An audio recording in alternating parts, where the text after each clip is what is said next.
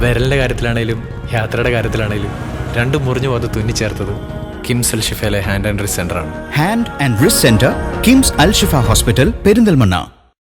വിളയൂർ ഗ്രാമപഞ്ചായത്തിലെ വളരെ പ്രധാനപ്പെട്ട റോഡുകളിൽപ്പെട്ട ഒരു റോഡാണ് കണിയറാവ് സെൻറ്റർ മുതൽ ചെരാപ്പറമ്പ് വഴി എസ് ടി നഗർ വരെ പോകുന്ന ഒരു റോഡ്. ആ റോഡിൻ്റെ തുടക്ക ഭാഗം കണിയറാവ് മുതൽ ചെരാപ്പറമ്പ് കയറ്റം വരെ വലിയ പ്രയാസത്തോടു കൂടിയാണ് ആ പ്രദേശത്തെ ആളുകൾ യാത്ര ചെയ്യുന്നത്. ആ റോഡ് വളരെ കാലങ്ങളായി അങ്ങനെ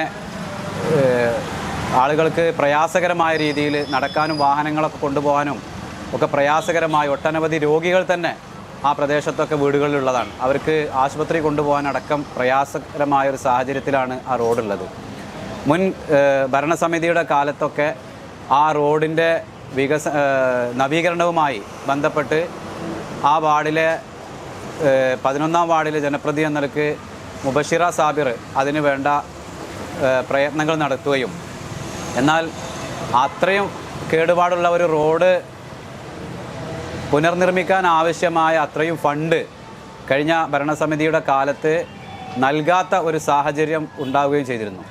അങ്ങനെ ഒരു സാഹചര്യം ഉണ്ടായപ്പോഴാണ് കഴിഞ്ഞ സാമ്പത്തിക വർഷത്തിൽ ബ്ലോക്ക് പഞ്ചായത്തിനെ സമീപിക്കുകയും ബ്ലോക്ക് പഞ്ചായത്തിൻ്റെ 6 ലക്ഷം രൂപ DPC അംഗീകാരം നേടി ആ റോഡ് നിർമ്മിക്കാൻ ആവശ്യമായ അതിൻ്റെ എസ്റ്റിമേറ്റ് എടുക്കാൻ വേണ്ടി കഴിഞ്ഞ ഇലക്ഷൻ്റെ ഈ ത്രിതല പഞ്ചായത്ത് ഇലക്ഷൻ്റെ കുറച്ച് മുമ്പ്, മാസങ്ങൾക്ക് മുമ്പ് അതിൻ്റെ എസ്റ്റിമേറ്റ് എടുക്കാൻ വേണ്ടി അവിടെ ഉദ്യോഗസ്ഥന്മാർ വരികയും ചെയ്തു.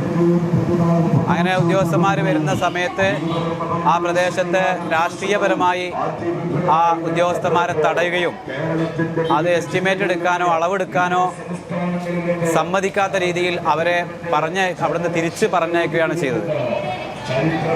അതിനുശേഷം പിന്നീട് ഇലക്ഷൻ പ്രഖ്യാപിച്ചു. പഞ്ചായത്ത് തെരഞ്ഞെടുപ്പുകൾ കഴിഞ്ഞതിന് ശേഷം ഞങ്ങൾ ആ റോഡിൻ്റെ വിശദാംശങ്ങൾ അന്വേഷിച്ചിരുന്നു. നിലവിൽ അന്ന് ഉദ്യോഗസ്ഥന്മാരെ AE അടക്കമുള്ളവരെ തിരിച്ചയക്കുന്ന സമയത്ത് അവർ പറഞ്ഞത് MLAയുടെ 25 ലക്ഷം രൂപയുടെ നിർമ്മാണ ഫണ്ട് ഉണ്ട് എന്നും ആ ഫണ്ടിൽ ഈ റോഡും ഈ കയറ്റവും ഉൾപ്പെടുത്തിയിട്ടുണ്ട്, അതുകൊണ്ട് ഒരു ബ്ലോക്കിൻ്റെ ഒരു പദ്ധതി ഇനി അവിടെ കൊണ്ടുവരാൻ സാധിക്കില്ല, അത് സമ്മതിക്കില്ല എന്ന രീതിയിലാണ് പറഞ്ഞത്. പക്ഷേ അതിൻ്റെ സത്യാവസ്ഥ എന്താണെന്ന് അന്വേഷിച്ചപ്പോൾ ഞങ്ങൾക്ക് മനസ്സിലായത് MLAയുടെ ബഹുമാനപ്പെട്ട പട്ടാമ്പി MLAയുടെ ബഡ്ജറ്റ് ഫണ്ടിൽ നിന്ന് 25 ലക്ഷം രൂപ കരിങ്ങനാട് ഉദയപുരം റോഡ് എന്ന രീതിയിൽ അതിന് ബഡ്ജറ്റ് ഫണ്ട് 25 ലക്ഷം രൂപ വകയിരുത്തുകയും ആ ഫണ്ടിൻ്റെ ഭരണാനുമതിക്ക് വേണ്ടി, അതായത് AS ലഭിക്കുന്നതിന് വേണ്ടി തിരുവനന്തപുരം CEയുടെ ഓഫീസിലാണ് ഇപ്പോൾ ഉള്ളത്.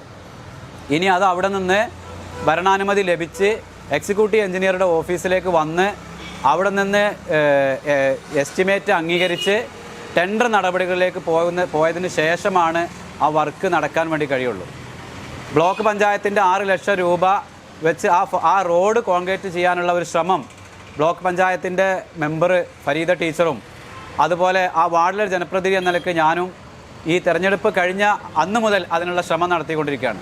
പക്ഷേ ബന്ധപ്പെട്ട ഉദ്യോഗസ്ഥന്മാർ ഞങ്ങൾക്ക് തന്ന മറുപടി, അവിടെ നിലവിലൊരു ഫണ്ടിന് എസ്റ്റിമേറ്റ് വെച്ച സ്ഥലത്ത് വേറെ ഒരു ഫണ്ട് വെച്ച് ബ്ലോക്കിൻ്റെയോ മറ്റ് ജില്ലാ പഞ്ചായത്തിൻ്റെയോ ഫണ്ട് വെച്ച് ഒരു എസ്റ്റിമേറ്റ് വെക്കാൻ സാങ്കേതികമായ നിയമ തടസ്സമുണ്ട് എന്നും അതുകൊണ്ട് ആ പണി അവിടെ ബ്ലോക്കിൻ്റെ ഫണ്ട് ഉപയോഗിച്ചുകൊണ്ട് നിർവഹിക്കാൻ കഴിയില്ല എന്നുമാണ് അവർക്ക് നമുക്ക് കിട്ടിയ മറുപടി.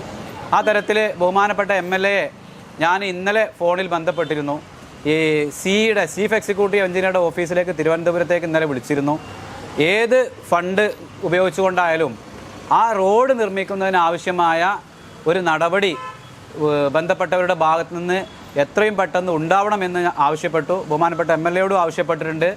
ഈ ഗതാഗതം പോലുള്ള വികസന കാര്യങ്ങളിൽ ഒരു നിലക്കും മുൻ ഭരണസമിതികളുടേതുപോലെയുള്ള ഒരു രാഷ്ട്രീയ അല്ലെങ്കിൽ ജനപ്രതിനിധി തമ്മിലുള്ള ഒരു അഭിപ്രായ വ്യത്യാസം ഒരിക്കലും ഈ ഭരണസമിതിയുടെ ഭാഗത്തുനിന്ന് ഉണ്ടാവുകയില്ല.